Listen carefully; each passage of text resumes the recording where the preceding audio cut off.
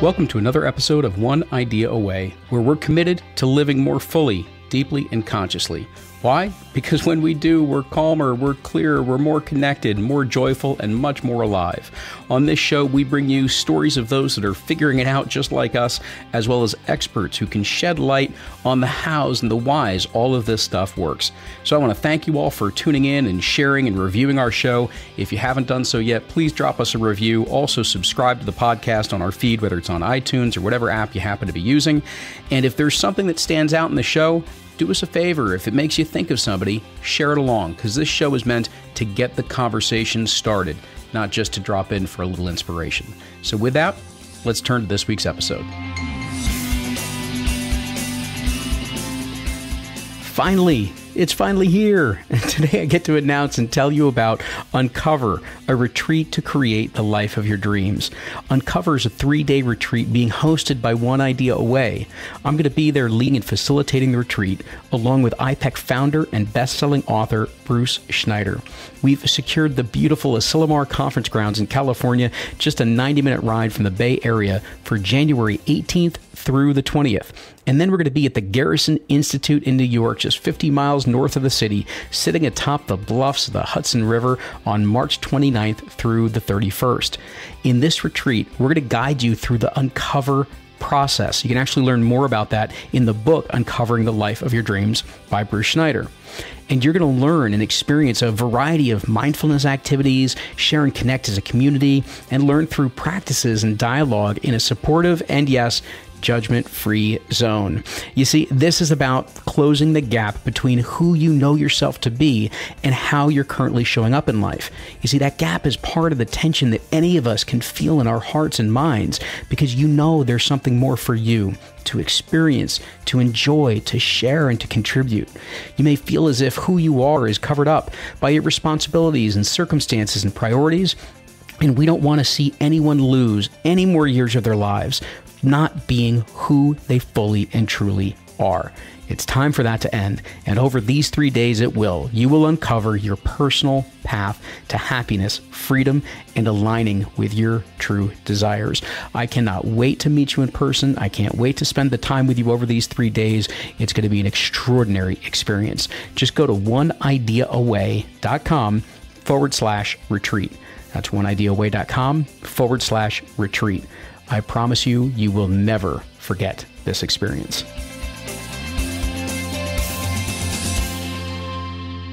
So tell me if this sounds familiar. So, how are you?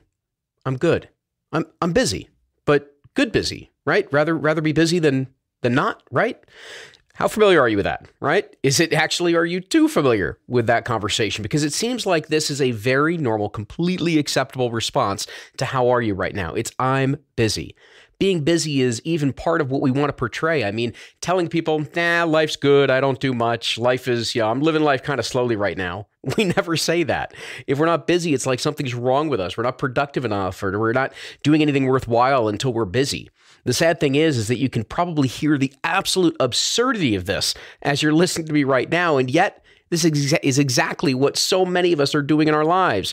We're keeping busy as if that's really going to keep us out of trouble, like our grandparents used to say. Well, enough. Busy may just be at the heart of so many of our modern day troubles, and busy can keep us disconnected from ourselves and from each other. It can keep us distracted from what really matters and what's really going on in our lives, and that we may even need to work on and address. And it can most certainly keep us away from the very peace, joy, freedom, and connection that so many people tell me is exactly what they want more of in their lives right now. So let's find out how we can break up with busy today. To do that, we are visiting with Yvonne Tally, and she is the author of Breaking Up with Busy and leads meditation and de-stressing programs for corporations, individuals, and private groups in Silicon Valley. She's an NLP master practitioner and co-founded the company Poised Inc, which is a Pilates and wellness training studio. She's the founder of the Sisterhood of the Traveling Scarves, a charity that provides headscarves to cancer patients. And with that, Yvonne, thank you so much for joining us on One Idea Away. Oh, it's my pleasure to be with you, Luke. So I got to ask, why does it seem like so many of us are way too comfortable with being busy all the time right now? Well, when we see the people that we're sharing our lives with doing something, behaving in a certain way, that's our reference group. And to be part of that group, we then will do the same things for the most part.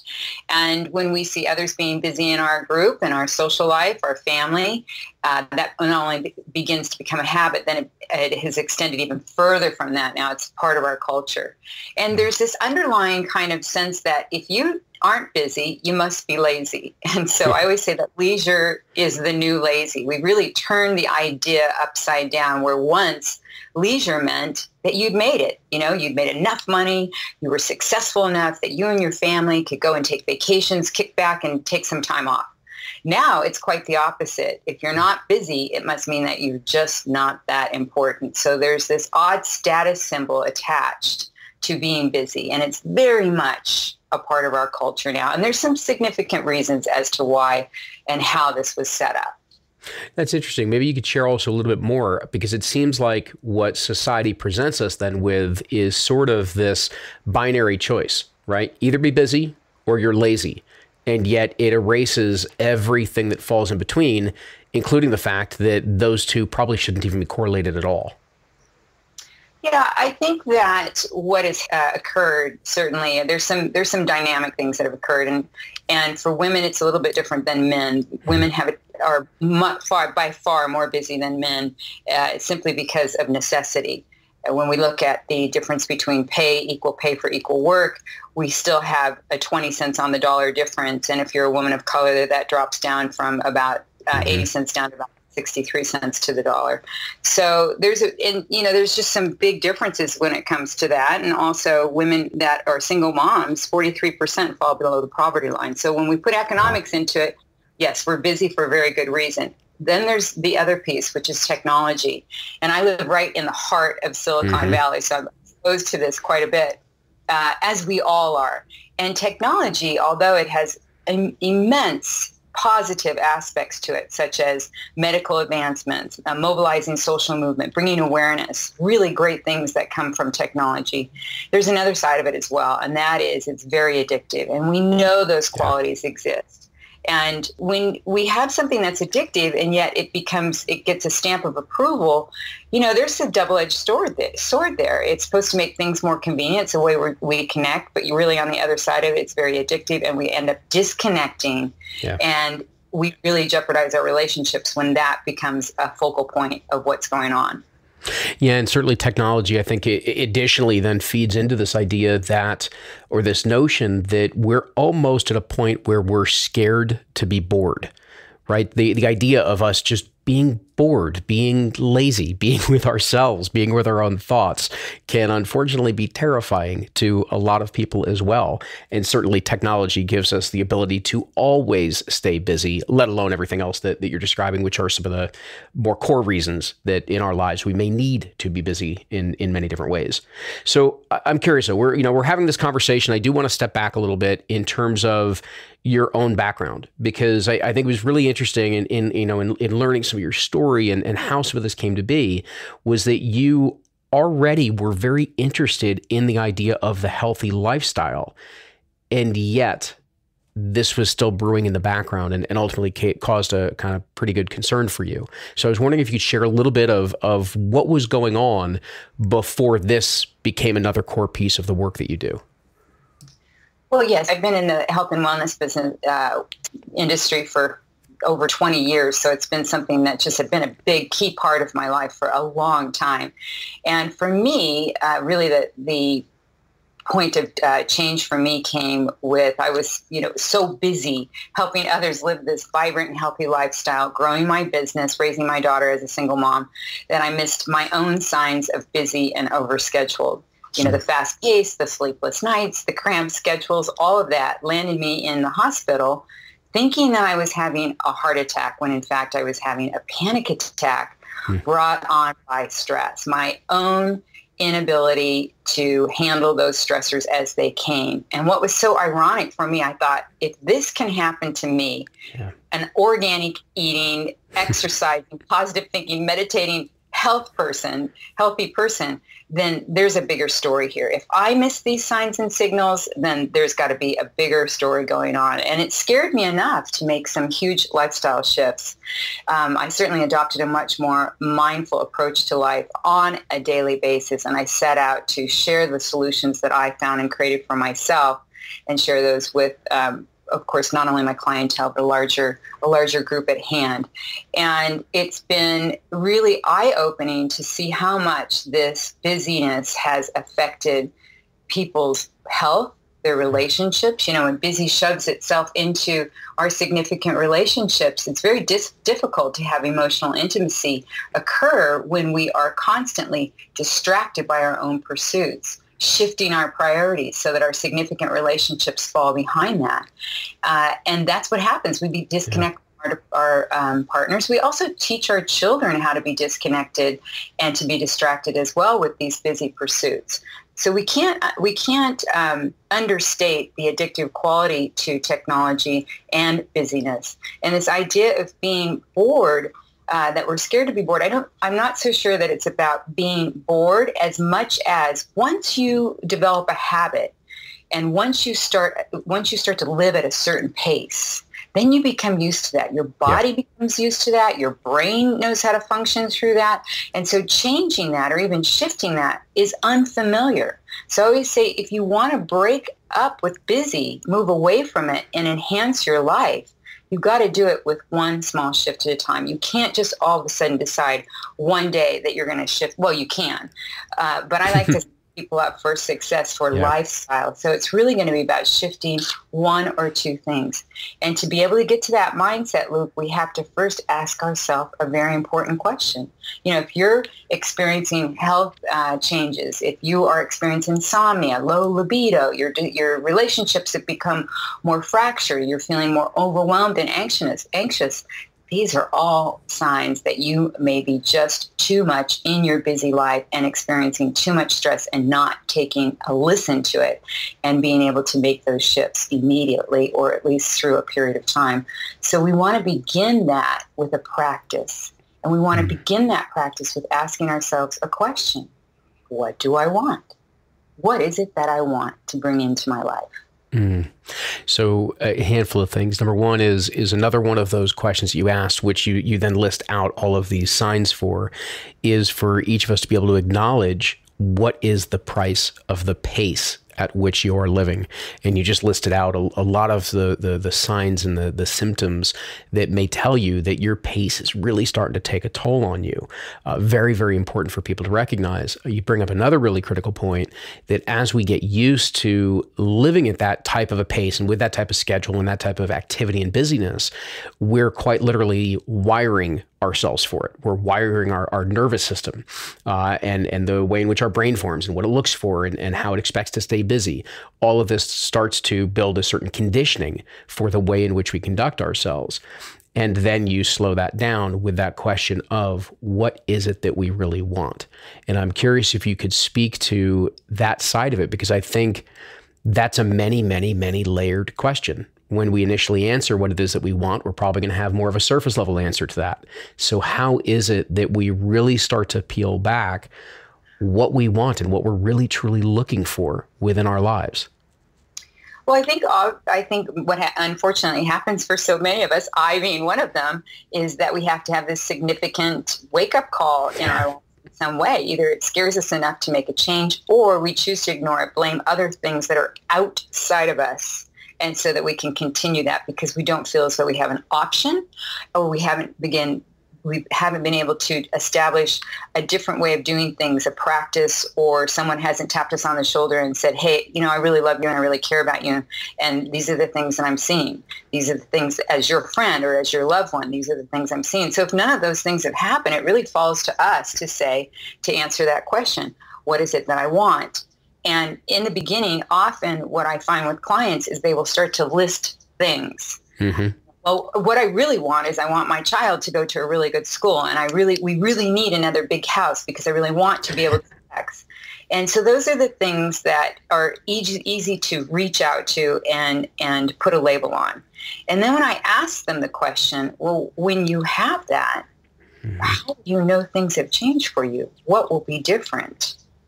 And that usually ends up going into a different direction, allowing us to dig a little bit deeper. So there's something that I call the need-want connection. It's a simple way to organize your process for moving towards a particular goal or getting underneath that desire. So we often get stuck when making tough decisions because we get confused. We confuse the want with the need. So the want represents the desire and the need represents the essential required kind of the tools to get to that desire or that goal. So when you start to unwrap that a bit and you ask yourself, what do I want? What will be different when I have that? Then you can start to get some clarity around what it is that you're trying to bring into your life. For instance, for example, if you are feeling that your relationships are fractured or tense, or you're having difficulties at home as well as at work, those are kind of two pieces that you can put together. And we spend a lot of time feeling frustrated or confused or complaining to ourselves or others. I just can't believe my relationship is X, Y, and Z at work. It's at X, Y, and Z at home. So we focus our energy and attention on the problem. So what I ask and what I teach people to do is let's move the attention off of the problem, flip that around, and find the solution. And the solution to what it is that you want to create rather than what you fear or what you're trying to avoid. So part of getting to that type of process, and that makes a lot of sense in terms of, number one, being able to really focus on what it is that we're trying to create for ourselves as opposed to what may be blocking us or stopping us in a given time. And then being able to pair that idea of the want, the desire with the need, meaning what is that essential tool or resource that's going to help us create it. A lot of that makes tremendous sense of how we start to frame this. What you described as part of that transition for you was developing, I think you used the phrase, a practice quite a few times. And for you, part of what you introduced, because you had a lot of practices from a health standpoint and also doing meditation and things like that, but then you introduced mindfulness. And so I'm just wondering if you could talk a little bit more about those practices that help us become more aware of what's really going on for ourselves so that we can start to make some of this shift and focus our mindset in a manner that's really going to support us. Well, it's all about the mindset. It all happens between the ears. For years I spent, as I said, work with clients about creating this healthy lifestyle balance. And we really focused on not only great nutrition and delicious foods, but how we could manage bringing that into their lives, and also how they could maintain a healthy physical body as well. And even though I've always been a positive thinker and always have looked for solutions, optimistic, that was always something that I was sprinkling in. However, it wasn't until I revisited something that I had done years ago, and I did that after I had my own wake-up call, and that was Neuro-Linguistic programming. And once I went back and did my training for Neuro-Linguistic programming, it really shifted things for me because I was able to take things, get in between the ears, so to speak, and help people make those changes, those shifts, see a different way of thinking about things, and bringing that into the mix as far as tools. With that, the mindfulness and spirituality, which for me are very much connected, made also a big difference because I look at everything as tools, as resources, what are your attributes as an individual? What are the things that are attributed to you that you are, that make things move for you in your life? Are you tenacious? Are you loyal? Do you have a great sense of honesty? Whatever it might be, each of us have those attributes. So my job is to help people bring those to the surface. However, if I'm not around, there's some simple ways that each of us can do that. And that is that bringing that mindful state in, a simple tool that any of us can do, costs nothing, is just begin the practice of meditation. And often when I bring this into the mix, into the conversation, especially if I'm working with a corporation or a business, I see the eye rolls, and many people say, I can't meditate. I just can't. Well, as long as we tell ourselves we can't do something, it's pretty good chance that we're not going to be able to. So I approach it with them as a tool for being able to clear their mind and be able to see and do and feel more what they are desiring. And that typically helps somebody to begin to make that first step. And I say begin with 1 minute. 1 minute a day. I mean, we spend 20 minutes a day trying to find things that we've misplaced. So 1 minute a day, we can do that. And if we can have the mindset, it's like gratitude. Gratitude is a practice. It's not something that we do. We have to practice it to really be able to be open and seeing that. Meditation, mindfulness, our spiritual connection, all of those are, in my opinion, the same. They are a practice. They're something we invite into our lives, we make time for, and then we do each day, every other day, whatever it might be that works for us. But we do it on a consistent basis. And I say start with 1 minute. We can do that. Absolutely. And part of what a lot of the practices, for instance, with mindfulness, certainly aspects or beginning point, I should just say, for NLP, because it expands way beyond this, what these are doing is it's allowing us to bring greater awareness to what's really going on for ourselves, to awareness of what may be some of the patterns, awareness of what it is that we really want, allow us to think more clearly about these particular things so that we can have that clarity of what we may really truly want within this life. And so they really begin, that's one of the beginning points of what it forms as a foundation for us, is awareness. One of the things that you present inside of your work is around some of the pitfalls that are sort of what lead us, traps that are set for us that move us into this life of busy. And I was wondering if you could just share a couple of those traps, a couple of those patterns that are there, because I have a feeling that people are going to recognize these, man and woman are going to recognize many of these. And so that way we can talk then about more of the solution of how we start switching things and breaking from some of these patterns. Yeah. And again, this is about what is it that I want? If I'm really, hitting 100 on the scale as far as what I want to bring into my life, then definitely you want to continue to duplicate those things. But yes. First, it's really taking a look about what do I want and what can I create for myself that's going to enhance my life in a way that I can be happier. And because when we are happier, when we can be at a point in our lives or in a place in our lives that we are feeling better, then typically the people around us are going to experience that energy as well. And I feel like if we can feel better, then we help others feel better as well. And then one by one, we can certainly make the world a better place, in my opinion. Yeah. It doesn't mean that we're not good just the way that we are. It just means if you're experiencing something that you want more, that you want something more of, then this is a way that we can do it. We can start to unwrap this. And some of those traps that we get stuck in, we fall into those traps when we inadvertently attach our emotions to the outcome and allow those emotions to dictate our decisions.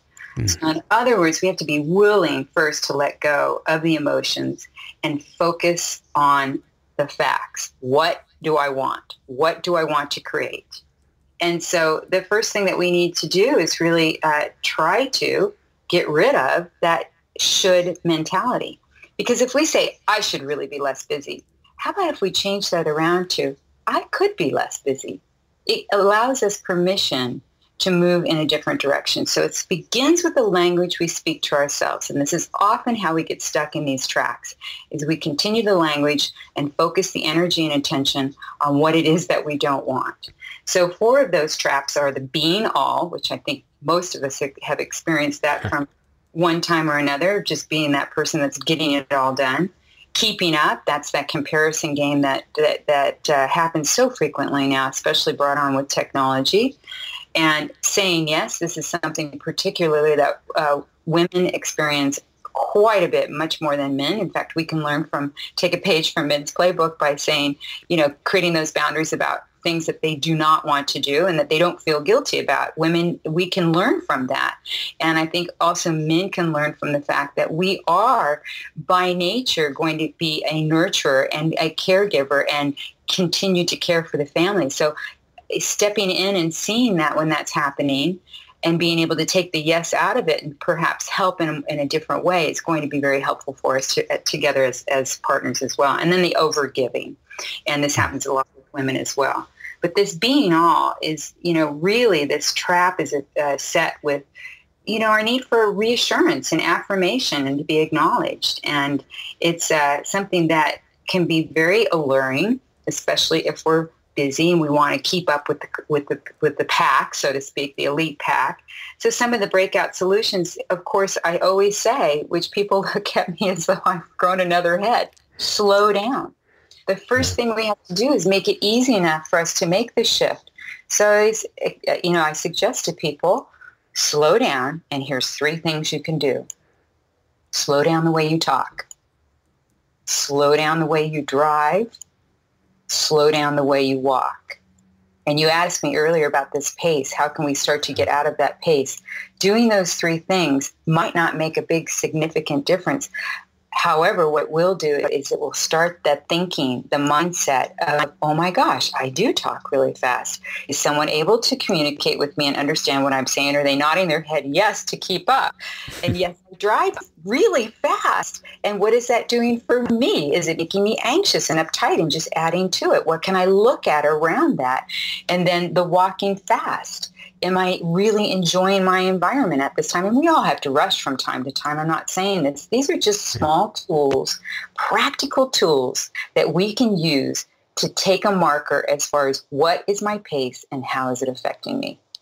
So that's really interesting because, two comments, two add-ons to what you're describing here. One, in terms of that slowdown, is that also even just those physical cues of slowing down how we talk, how we drive, how we walk, they will start to send signals to our nervous system. It will literally begin to allow our nervous system to calm down and to slow down.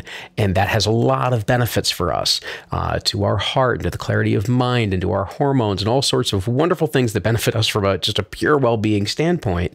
But it also sends a message to where we are, and it does begin to open up that space for us, and most particularly within our own minds. The other thing that I just wanted to come back to was in describing the some of these pitfalls of being all, of keeping up, saying yes, over giving. One of the other things I was hoping you could also just say a little bit too, because I think it was underlying part of what you were saying, is that we do a lot of these things because there's a perceived benefit to it. We may not realize what that benefit is, but we don't do things unless we think we're getting something out of it. Part of what you mentioned was some of the reassurance and affirmation that's there, but I also was hoping you could share a little bit more into the fact that there's many ways. It's part of actually what may help you start to uncover part of what you're looking for and what you desire. Well, typically by nature, humans are going to do things that are going to move us towards pleasure and away from pain. So what happens is early on, we set up these strategies, and that is, how are we going to communicate with the world of what we need and want? And some of those strategies end up working really well for us, and others not so much. So these strategies, we develop these habits. And so if we are inclined to get our sense of self outwardly from somebody else or something else, then that's going to be a strategy that we've set up that's become a habit, but not necessarily a resourceful one for us. So these traps get set up often, most of the time, just not even, on a subconscious level. So for instance, the keeping up trap, that trap provides, again, reassurance that accumulating the right stuff will give you prestige and garner that recognition. And that, again, is coming from the people that you identify in your life. And this is typically at the center and the core for many of the things that we do. We want to be accepted. We want to be part of the group. We want recognition, because if there's one thing that we all share, or 2 things really that we all share, that is, 1, we want to be appreciated, and 2, we want to be happy. So we are all going to develop different strategies and habits to get to that place in our lives. And if it's working for us, well, that's great. But when we start to experience those, as we talked about earlier, not only the physical symptoms, the emotional impact of our relationships, and you touched on this, it's not just physical. It begins, in my opinion, the mind and the body are connected. We are one. We talk about it often as it being separate, and all these signals that are constantly moving through our brain continuously, and how the nervous system is reacting. These are the things that we get used to. This idea of anxiousness just is a IV drip that goes within us, and we get into that loop of building that cortisol continually throughout the day. So and we know this, the prefrontal cortex, which manages complex processing like reasoning, logic, problem solving, planning, and even memory, that gets shot down when we are in those times of anxiousness and feeling overwhelmed, and we can't think clearly. That's why somebody will say, I'm so stressed out. I can't think clear today. My head's in a fog. It absolutely is in a fog. That's what happens. So, one of the practical solutions for all of this is to take a deep breath. Yeah. Because when we take a deep breath, it engages the vagus nerve, which triggers within the nervous system to slow the heart rate, lower the blood pressure, and decrease that cortisol brought on because of that stress, those stressors that we just are ignoring. So all of these things play a role in it. But at the core, these traps get set up because of how we've adopted and worked these strategies into habits. Once we become aware, awareness can't be undone. Once we become aware, then we can start to make those shifts towards solutions rather than the problem. Excellent. So let's actually make that shift as well, meaning that I know one of the things that you present inside the book, which I thought was just a really wonderful, simple framework, meaning simple in terms of clear to be able to follow. You describe it just simply as the super solutions process. And I was hoping you'd share a little bit of this with everyone because, again, it was such a kind of a clear line of sight of how we can go from what it is that we're experiencing, how we can begin to look at it, see it differently, and then where we can go from there to actually start to follow through on this. Yes. Well, obviously, I love this solution. I find that it works really well on anything. And there's 5 steps to it. So again, we're going to start out with stating the problem, and then we're going to flip that problem into the solution. And we do that with a couple of different techniques. One of them is the direct thinking method, which helps us to activate the powerful conscious mind in making these decisions and choices. And then another one of the techniques that I use is called whittling. And that's where we can get really clear on what it is that we want. The whittling helps us to edit and distill our thoughts into a well-formed statement. Because this is often where we get stuck. We get stuck in the story, all of the minutia around the story. And when we whittle, we can get really clear. We can take a whole paragraph and ideally put it into a 6 to 10 word sentence. And then we do what I call sensing meditation. We just get really into that flip solution. We meditate that. We spotlight it where it becomes really something that we're feeling in that moment, that solution. We're actually working through it and we're experiencing it as though it's happening. And then we do the 4th step is what I call a mindful checkpoint. So we're going to check in now with that, and that's where we do that sensing meditation. And from that, on that 5th step, we will have our outcome statement. And that can be related to, as you could even think of as a mantra. But we go right from stating the problem, flipping the problem, spotlighting that solution as though it's really happening, check in on that 4th step, and then that outcome statement becomes really clear as to what we're going to do to accomplish that solution, to make that solution real. So part of what I wanted to show or highlight to everybody in this is that with the steps that Yvonne, you just walked through, you're literally showing kind of a path of rewiring. And we don't need to get that technical in terms of the neuroplasticity of the brain and everything else, but our brain likes to know how things get reconnected, right? That's why we've connected certain emotions and certain outcomes and some of the patterns and pitfalls we fell into was that our brain connected those thoughts, it connected those patterns. And so this breaks it down in a very simple manner to be able to take that problem, to be able to begin to flip it around so that your brain can see what the opportunity, what the solution is from what you're experiencing right now.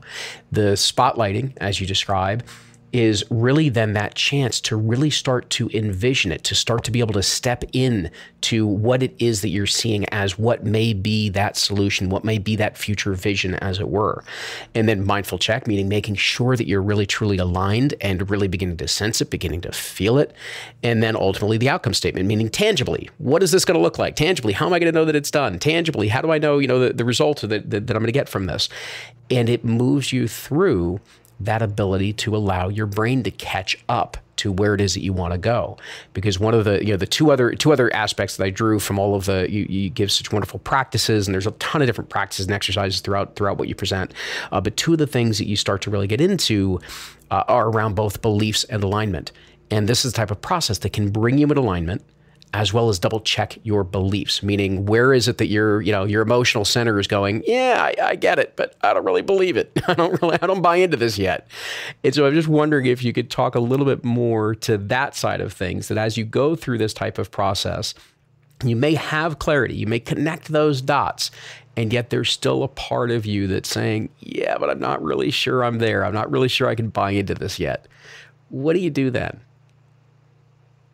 Well, I think first of all, I just want to back up with everything that we've just talked about. Sure. From a very, from a brain standpoint, which I love. I'm kind of call myself a brain geek, and I find it fascinating. And I do believe everything begins with the mindset. However, when we start to layer it with all of this different background, it can be a bit overwhelming. So that's why I want to make the solutions where they actually are practical and they make sense. And then also to bring in the other piece, which is the mindfulness and the spiritual end of it. So it's, again, you can take one of these solutions and build from each of those and use it as a practice, begin to use it as a practice. The super solution process and the 3-minute meditation are what I call the essentials. Once you learn those two and once you begin to practice, and when you talk about the brain rewiring, yes, that's what we do when we practice. We are adopting a new way of moving the brain, and not moving the brain, but moving our thoughts in a way that are more in alignment with what it is that we're paying attention to. So that's what we do on a daily basis. The beliefs, though, our power of beliefs are derived from our past experiences and define much of our personal reality. They're how we make sense of the world. Beliefs are the opinions we hold true. They form our values, our standards, and the way we conduct our lives. So again, our opinions and our values affect our behaviors and attitudes are how we express our beliefs and our values. So you can't argue with someone and say, you can't believe that, because it's their belief. But what I ask people to do is, how about let's reflect on those beliefs. Are they still working for us? And this is about conscious thinking. This is about really taking, kind of stock as to where you are in life. And these are simple things that we can take a look at and really begin to make some shifts. So if you feel your beliefs are holding you back, I feel we can update those. Let's take a look at them. Which beliefs are working for you? Which of your beliefs are no longer working for you? And what is the value that you deem most important, and how have your beliefs shifted in the past 1 to 5 years, which is always a really interesting one. Where someone might have believed that men go to work and women stay home, might now have a belief system where it's a more unified partnership. So these things begin to shift. And if we're still making decisions on the first, but yet we're living the second, that's when we get out of alignment. So again, it's about taking a look at where we are in this present moment of time. And we can really begin to make big shifts when we take account of where our beliefs are and how they're working in our lives. So one other area, before we fully bring this around to close out, one other area I wanted you to speak on was the idea of embracing silence. Because that also it popped up throughout several points, not even just as a practice, but it popped up as kind of a key point in several different areas of what you described with breaking up with busy. And tell us just a little bit more of what does it mean to embrace silence, and why does that seem to be one of those fundamental practices that can really support us making this transition? Yes, well, our world is quite noisy today, isn't it? And if we're busy, we're adding to that noise and that volume. So we've forgotten how to be quiet and silent, certainly. And that is a big draw, I think, for many people into the practice of mindfulness and meditation, is that just giving your brain and your mind that quiet nutrition. And that's really how we do allow the brain to reboot and to recharge. And that is in times of quiet, certainly in silence. So silence is what I consider an incredibly powerful tool, and is essential not only an incredibly powerful tool for many things, but it's essential to being an active listener. And to active listen requires us to silence our mind chatter. So that's what I mean by silence, because we continually have these stories racing through our heads, and it disconnects us from being able to really fully be engaged with the person that we are in that moment. And when you're in a conversation with somebody, it's really interesting to listen to how they are responding to you, or observe how they're responding to you, because if they're continually in the conversation when you're speaking, making noises such as yeah, it can be the action behind that, or what's going on behind that is they might want it to keep up, and the other thing is that they're forming their response, and the person that's doing the speaking ends up feeling as though, gee, are they really listening? Is it really important what I'm saying? Do they have an interest in it? So silence is a way that we can actually practice, and it takes practice to be an active listener. And what's going to happen is you're probably going to hear a lot more than other people in the group, if it is a group. And you're also going to be able to be in a place where you're receiving that person's message from them, not defending whatever it is that's going on in your own mind. So silence supports our capacity for mindful thinking, and in meditation, it strengthens, again, the area of the brain that is active in decision-making, that prefrontal cortex. So quiet time is essential for overall wellness, and I consider it a mindful recess, a replenishing time out. It does not by any means mean that you don't speak up for yourself. I'm taking this from a completely positive standpoint, that we can be better listeners, and we can actually give great nutrition to our mind and, of course, our entire body and system. Yeah, absolutely. And it's amazing, because that silence is something that can provide us that deeper connection, first with our own selves, with our own mind, with getting clarity of where we are and what's going on.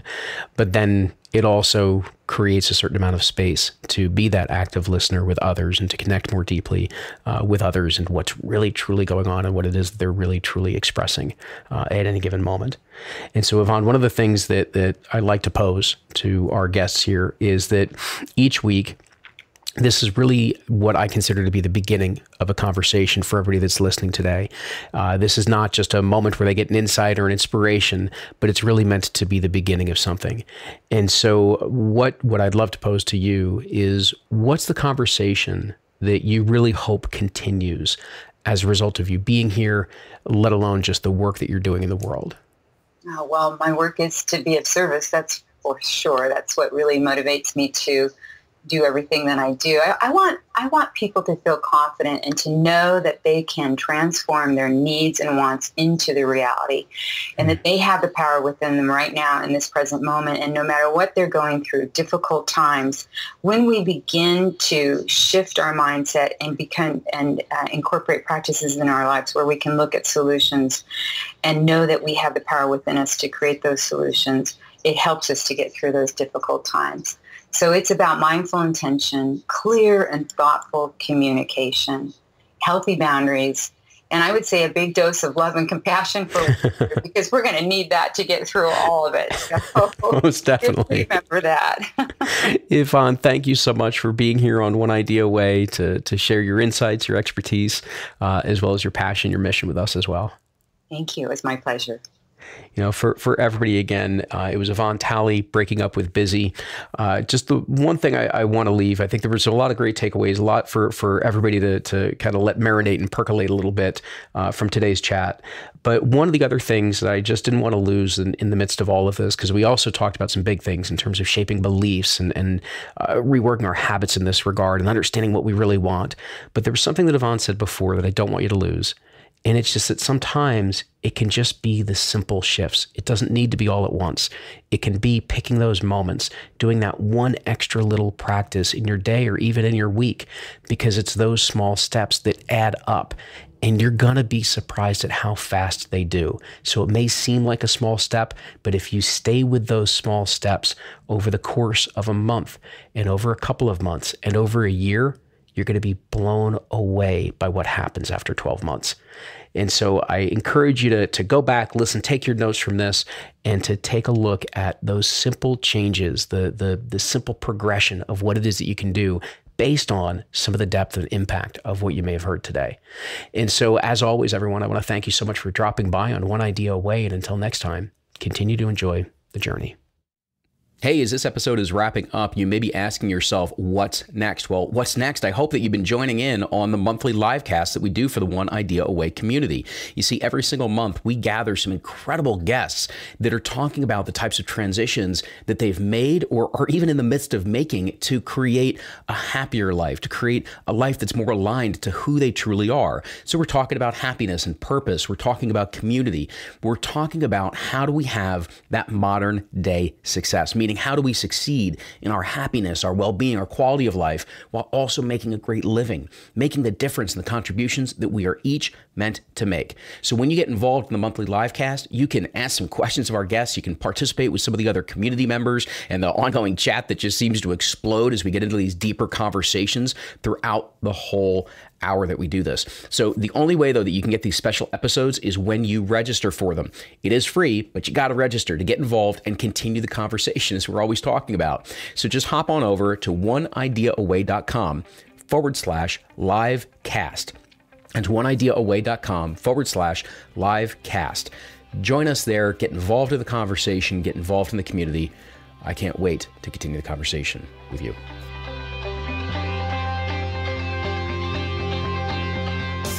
Thanks for listening to today's episode. If you really enjoyed it, do me a favor, let us know.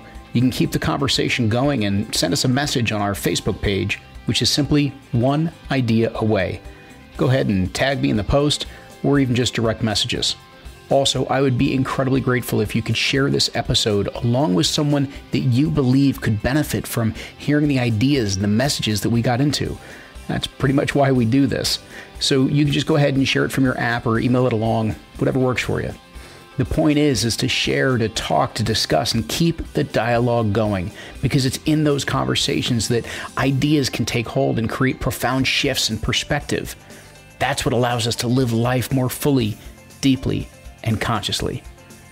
As always, we would love to see you post a review for the podcast in iTunes or whichever app you're using. And until next time, remember, you're never more than one idea away from a whole new reality. This is Luke Iorio and One Idea Away, signing off.